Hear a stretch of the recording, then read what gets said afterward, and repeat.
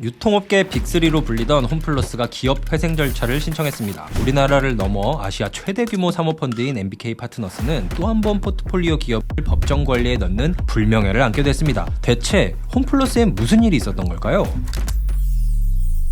홈플러스는 이마트, 롯데마트에 이어 유통업계 3위인 대형마트 사업자입니다. MBK 파트너스가 영국 테스코가 내놓은 홈플러스를 2015년 7조 2천억 원을 들여 인수했죠. MBK 사모 블라인드 펀드를 통해 2조 2천억 원, 나머진 인수금융으로 충당하며 대규모 차입 경영을 시작합니다. 차입 규모가 상당히 크긴 했지만 그래도 그동안 빚을 열심히 갚았습니다. 보유하고 있는 점포 약 20여 곳을 팔아 4조 원을 갚았고 일부는 매각 후 임대에 다시 사용하기도 했습니다. 부동산을 팔아 차입금을 갚고 영업이익 상당 부분은 이자 비용을 충당하는 데 써야 했죠. 또 대형마트의 특성상 장기 임대차 계약을 맺고 있는 경우가 대부분인데 실적과 무관하게 높은 임대료를 감당해야 하는 곳들도 많았죠. 홈플러스가 MBK의 아픈 손가락으로 여겨진 건 어제 오늘 일은 아니었는데 왜 이제서야 갑자기 회생 절차를 신청하게 된 걸까요? 지난달 28일 우리나라 양대 신용평가사죠. 한국기업평가와 한국신용평가는 홈플러스의 단기사채와 기업어음의 신용등급을 하향 조정했습니다. 기존 A3에서 A3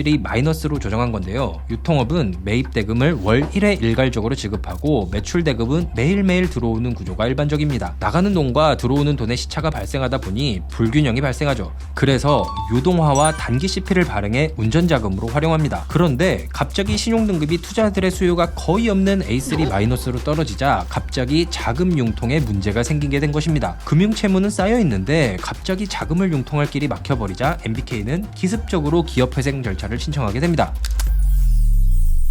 자, 그럼 기업 회생 절차는 어떻게 진행될까요? 일단 4일 자정에 회생 절차를 신청한 홈플러스는 같은 날 오전 법원으로부터 회생 절차 개시 결정을 받게 됩니다. 규모 면에서나 사회적으로 미칠 영향으로 보나 중대한 사건이다 보니 서울회생법원도 상당히 빠른 속도로 진행하게 된 것으로 보입니다. 이제부턴 홈플러스가 갖고 있는 모든 채무는 일단 동결됩니다. 앞으론 회계법인의 실사를 통해 갖고 있는 자산이 정확하게 얼마인지 또 부채는 얼마인지를 파악하게 됩니다. 그래야 이 자산을 팔아서 빚을 갚을 수 있는지 계속 영업을 하는 게 나을지 빚잔치를 하고 청산하는 게 나을지 결정을 할 수 있게 되죠. 이걸 바탕으로 회사는 회생계획안을 만들게 됩니다. 채권자 A가 갖고 있는 채권을 몇 % 돌려줄 것인지 B가 갖고 있는 채권을 돌려줄 것인지 아니면 면제할 것인지 말이죠. 이걸 바탕으로 모든 채권자들을 대상으로 관계인 집회를 열고 우리 계획에 동의해주세요 하는 읍소하는 과정을 거치게 됩니다. 이 과정에서 M&A를 진행하게 될지 아니면 자력으로 살아나게 될지도 결정이 나죠. 자, 그럼 모든 채권자들이 피해를 보느냐?